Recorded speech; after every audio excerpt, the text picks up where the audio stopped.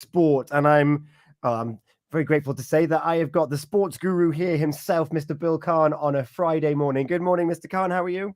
Good morning, Tom. How are you? You mean you've got the old fogey of sport on, yeah? The font of knowledge. That's what I know you as, Bill. Thank you. It's been another busy week of sport, and in the splendor of nice weather as well, isn't it? It's been glorious. What's nice to report is all the cricket that was due to be played was played in the week. Everyone's enjoying the sun. I saw the Pembrokeshire Blue Tits up at Fishguard again this week, enjoying their water, their sport for everyone, Tom. It is fun, and that's what I love about sport in general, is that you don't have to be an elite athlete to enjoy sport, do you? Not at all. There's a level for everybody, whether it's grassroots or whether it's trying it for the first time, or whether you do want to take it more seriously. A bit like your white collar boxing. I love that's that's almost like a merge of the two, isn't it? You've got people trying something for the first time, but taking it to a high level. Yeah, and I always try to link it to sport and leisure because there's so much you can do in Pembrokeshire, to relax and enjoy and develop skills as well. It's great. Yeah, and looking at the week that we've just had then, Bill, what was your cricketing highlight around the county? Well, there was a lot of cricket went on in cup competitions this week. The Ali Collie Cup first round was on, and there were some good performances there. If I can just touch on those to start. Narberth beat Langham, and it was a cracking performance by young Rodri Dyer, who had 62 not out. And two people from Langham, Ewan Griffiths and Sean Waller, scored half centuries and finished up on the losing side. Carew, they beat Criselli, local derby, as you know. Still the rivalry in the second teams as well as the first. Gareth Lewis and Morgan Grieve had 41 for Carew. Matthew Lewis, the old-timer of the Criselli team, 6 for 24, and he's chuffed because he took more wickets than his son.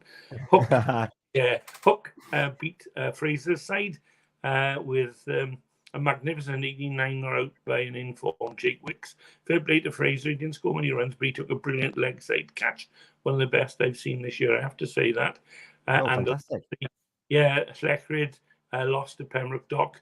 Llechryd 109 and Pembroke Dock 115 for naught. Jake Griffiths was home.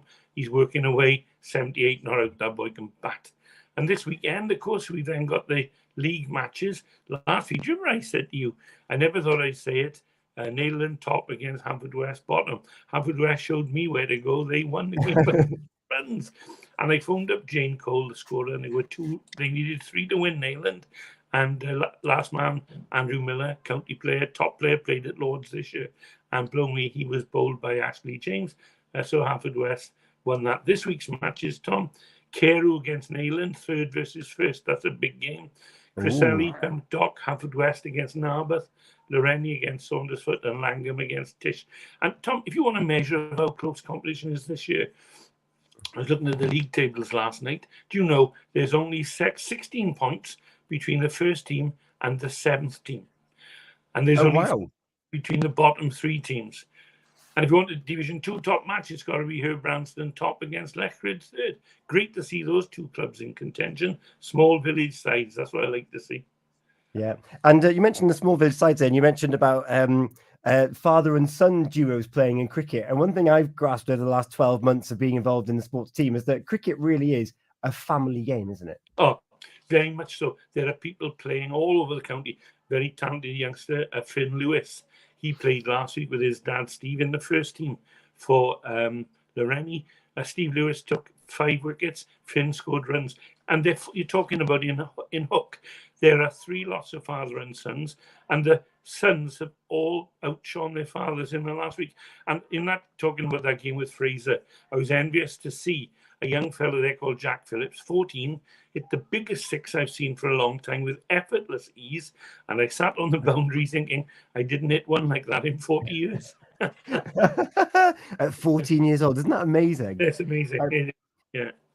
And then let's fast forward then to Monday evening. I know that you've been out and about collecting stories as well. Do you want to give us a bit of a preview as to who we're going to be hearing from? Yeah, we're going to talk to Matthew Price and say, well, the Pembrokeshire Under-10s football, they went up to Carrow Road and actually played on the first team pitch there in a 12-team competition. They got to the last 8. They lost by 1 goal to the eventual winners, who were Jack Grealish's team. He sat with the kids and signed autographs and things like that. Wow. So they lost eventual winners and came 5th out of 12. And that's teams from all over the county. The county team here from all over the UK. So Matthew's going to tell us about that. I'm going to talk to an old friend named Matthew Minty Lamb. It's 10 years this week since Fishguard Sports started out a girls section with over 9 players, and they've now got 3 teams. So they've got this special presentation at Theatre Gwaun next Friday, and I'm delighted to say I've been invited as a guest. That's nice. And Marie Tilley is going to talk to Fraser, and he's also got a couple of other interesting guests that will be a treat to listen to, I can tell you. Oh, fantastic. So that's Monday evening on the Pure West Sports Show from 7 p.m. until 9 p.m. And what an experience for those young footballers to go to Carrow Road, like in the Premier League, and just thinking that this is where the professionals play. How's that for inspirational? Absolutely. And out to we mentioned about the white collar boxing. This week there's what I call proper boxing, where there's an amateur show on at the Bloomfield Centre in Narberth on Wednesday. And it's the first show ever put on by a recently formed club called the Tenby Sharks. So they're going to be, they phoned me up to ask if I'd MC it, but I'm a bit past that now. Do you fancy doing a bit of MCing in boxing next Wednesday night? I wouldn't say no. Well, I'll talk to you about that at another moment. That's great. And of course, looking ahead this weekend, we've got to say Wales versus Ukraine in Cardiff, 5 o'clock. Indeed. How are your nerves for that one, Bill? Well, Ukraine got terrific support. And, it's a big time for Wales because, as we've talked in the past, the last time Wales played in the World Cup finals, where they qualified is a midpoint, but they was in 1958. And then I was an 11-year-old starstruck footballing youngster, Tom. No, blanket coverage like there is now. I listened on the radio with my parents. And John Charles was my legend. He played for Wales. He came to Haverfordwest County dinner once, and I sat next to him. And every time he talked, he touched his shoulder or your knee. He's still, as far as I'm concerned, the best ever Welsh footballer. Gareth Bale's good, well done for his honour, but John Charles was my hero with that. So when they got to those finals, can I just take a second to tell you, because it's a lovely story. I go off on your tangent, Bill, because you gave me a little bit of a sneak peek yesterday. I think we all deserve to have a listen. Well, Wales failed to qualify. They did well, but they didn't quite make the qualification in 58. And out of the blue, then there came an offer because Israel went through to the finals without playing a game. It was a political decision. Every team was drawn against them withdrew because of the situation in Palestine. And they were left. They decided no one could go in other than the host country to play in the finals. So they asked one of the other good losers, if you like, for want of a better word, I think it might have been Belgium, and they refused. They asked Wales, and Wales took up the gauntlet, won both games 2-0 in the finals. What happened then is they reached the quarterfinals. They got through that play. Brazil were the hot favourites. They lost 1-0. It was an epic game. Brazil scored after about, I think, 60 or 70 minutes. And, of course, the goal scorer, you remember, he was 17 then.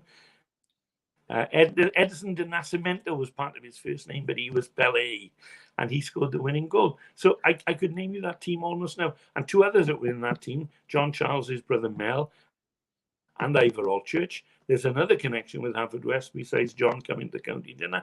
They both played for Haverfordwest in their latter years. So Wales did well, but I'd love to see them get to the finals again, of course. That's fantastic. There's certainly a lot of sentiment around the Ukraine national team and what the resilience that they're showing as a nation. But I think when football's involved, I think that is going to go by the wayside a little bit, don't you think? Yes, having said that, if Wales have to go out, I'd rather them go out to the Ukraine than any other team at the moment. So that's quite nice as well, Yeah. Well, hopefully Yes, sorry, Tom, I was going to say, I got a little bit of good news, which I can't believe. Would you believe the Welsh Rugby Union, we talk about them often enough in a derogatory tone, they've actually got the 2022-23 fixtures out already. So I mentioned to clubs and their supporters, if you want to find out where your team are, for example, Narberth home in the first game in the championship, Westwood Rhondda. If you want to know where your team is, log on to the Welsh Rugby Union website. I never thought I'd say that. Click on fixtures, and they're all there for every team in Wales. Wow, as opposed to 3 days notice. Yeah. Or change Bill, halfway through. Oh, that's true. Yeah. Bill, thank you so much for your time as ever on a Friday morning. Hopefully, when we chat next week, we'll be looking at Wales's chances of getting to another quarterfinal, maybe even further in a World Cup finals competition. And we'll have more of the results from the cricket, the men and the women, because both leagues are going very strong at the moment as well. And we'll have some more sunshine. And enjoy the rest of your Jubilee weekend, Bill. Yeah, and you, I enjoyed watching the Trooping in the Colour yesterday. I'm an old fogey, I like tradition. And you take it easy as well. Don't get too much sun. I won't. It is Feel Good Friday. Bill, do you want to? In fact, you don't know which one I've picked. It's to do with mail. All right. Well, I'm a big traditionalist for the 60s. I love my 60s music. And I did ask you, could I have a bit of Elvis? Now, I know that makes me a really old geezer. I thought something like Return to Sender, something with a bit of liveliness. Yeah, sending your letters to your girlfriend and they're not arriving. Dear me, how sad. Well, this song is going to arrive right now for you, Bill. It's Elvis Presley, Return to Sender, right here on Pure West Radio. Thank you so much, Bill. Bye-bye, everyone. Return